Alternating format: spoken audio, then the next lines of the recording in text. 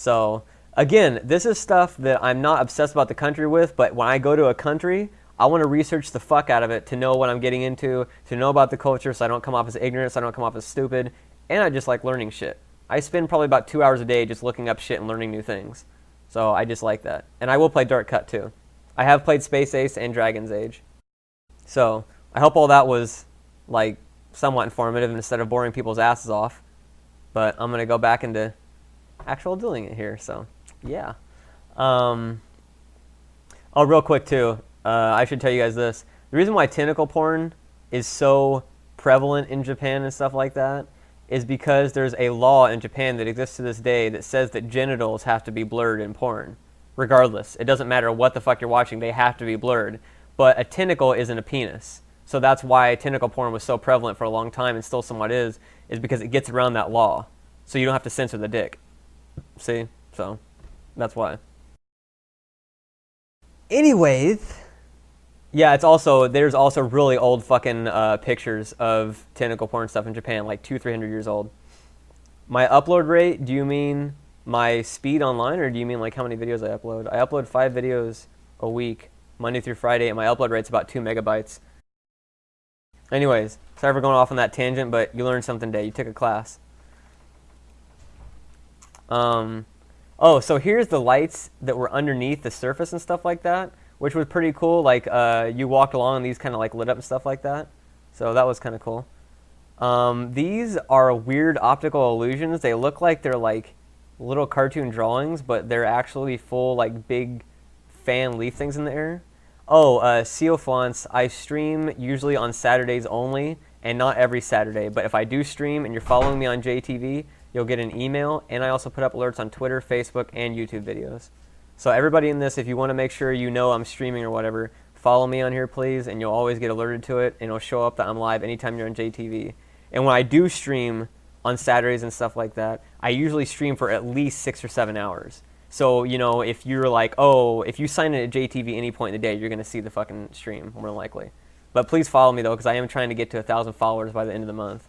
And that would be pretty awesome if I actually met that goal. So, you know, PBS, public television, support following, there you go. Okay, so this is the little pamphlet you get that has weird fucking names for stuff that looks like something out of like either an anime or a Sonic game. I just want to get to 1,000 just to see if I can get to that in a month for the hell of it. On here, yeah, if you could follow me on here. I don't get a prize or anything like that. I don't like get paid or whatever. Oh yeah, this is really cool. So we're inside the Science Museum, and this little monorail thing is a little mini bullet train. It actually floats along on magnets the whole time you're there. It just kind of floats along, and it covers the entire place. It actually goes throughout the entire thing. And there's the monorail close up. And there it is again. I don't know if I'll use the streaming function on YouTube if it gets better. I don't know if I will do that or not. Now, this is a big fucking globe with all these things around it so people can work on it, but this is real-time weather updating. This updates the weather in real time all around the globe, so it's pretty fucking crazy. It went probably about, I don't know, 2 miles an hour. It went fast enough that if it hit your hand, it wouldn't hurt, but it went fast enough that you'd have to probably jog after it or something like that. And now it tells you what the land surface temperature is, which was pretty cool too. So this is from 2006 to 2007, the adjusted temperature. And I don't know what this is. I'm going to guess this is temperature too. Yeah, this is 2007. And this, I'm not sure what the fuck this was, but this was cool because everything in this whole fucking place is cool. I think this is a little magnet thing, but I'm not really sure. Oh, so this was kind of cool. This is this little thing or whatever that floats. Like, you can't see it, but it's kind of hard to see, but it floats. It's like on little magnets that are kind of floating. Later, Adrian Tard. But you can move this around and stuff like that and just kind of coast over the surface of it, which again was pretty cool. Permanent magnets in use. Do not bring magnetic cards into close proximity. So fucking... Oh yeah, I do remember I showed a lot of these. So I'll go back over these just for the people that are new to this, and I'll make it quick. RBK, I'm going to do this, and then a few old games, and then I'm not really sure what else. But I'll do it. This is almost like confirmed going to be a fucking troll one. Rich, later, Rich52490. This is almost confirmed going to be.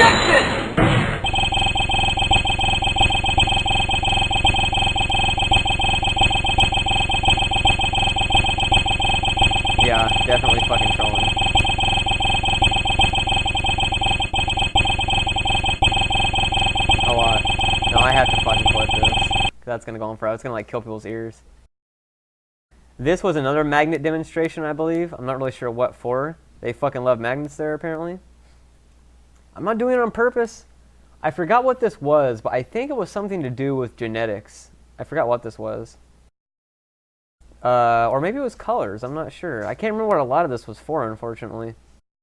Oh yeah, so somehow my picture order got fucked up. I'm not even sure how this happened. But this is actually from a video that I took on my YouTube profile. It's one of the very first videos on my profile showing me playing this shoot 'em up game that actually tests you and ranks you by your abilities, which was pretty fucking awesome. I'll actually, real quick, I have to show you guys this because it's actually pretty cool.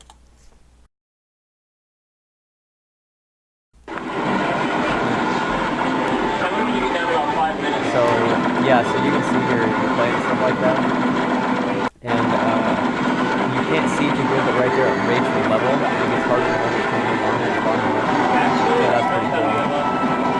And it gives you all these different tests. It tests out, like, your dodging ability. It tests out how fast you can fire. It tests out your movement ability, like, over a distorted landscape. It's pretty cool.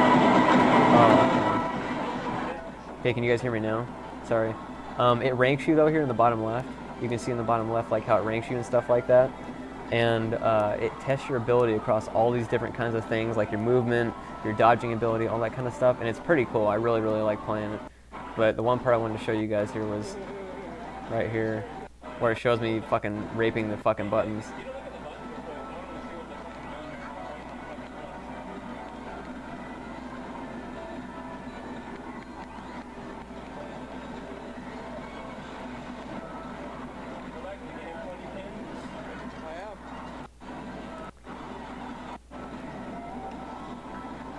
You can't see it too well, but I'm at level 98 right here. I'm like right at the fucking end. So, anyways, it's called love because in Japan, every fucking, if it's an English word, like love or harmony or beat or fun or whatever, it's basically used. I haven't played Galaga Legions, actually. Okay, I have to explain this too. You know I fucking love shoot 'em up games and stuff like that.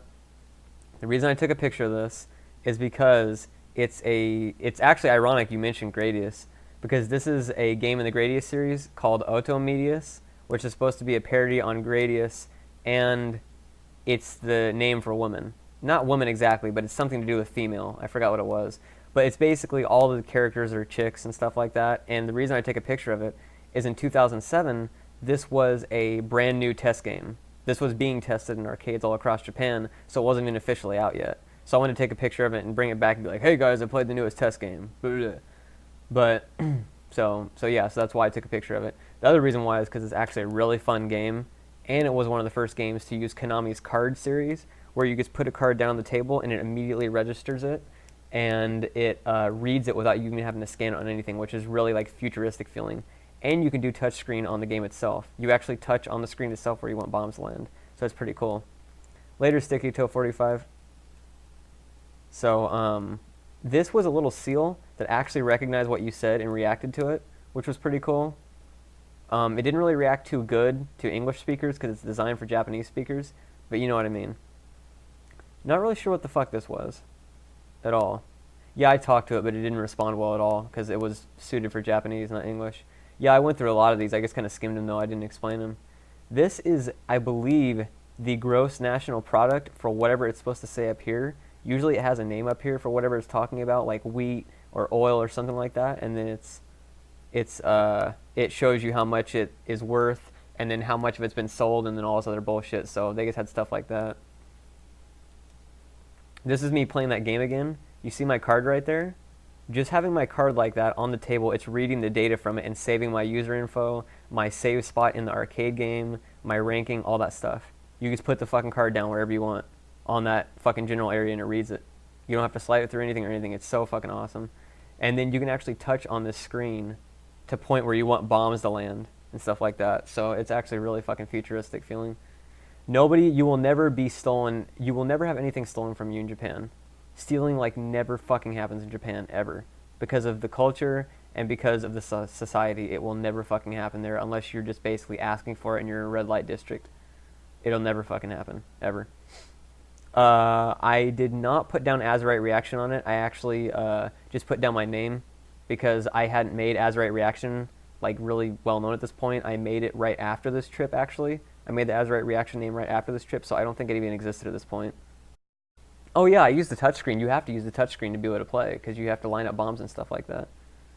There's a lot of bad stuff about Japan though. Don't get me wrong. It's not like a fucking wonder country and it's not hell on earth. But there's a lot of bad shit about Japan too. There's still in the older community, in the older groups, there's a lot of xenophobia if you're a foreigner.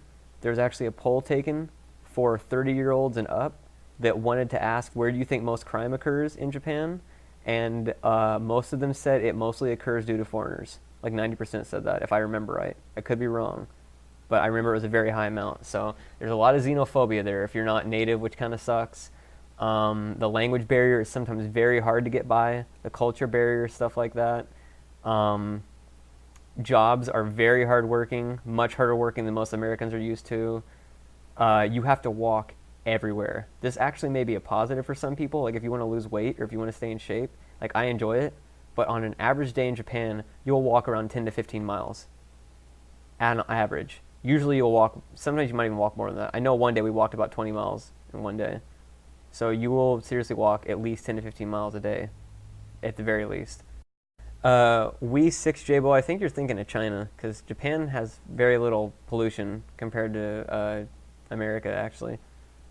It was definitely an overall good experience, but it's because I was on a vacation.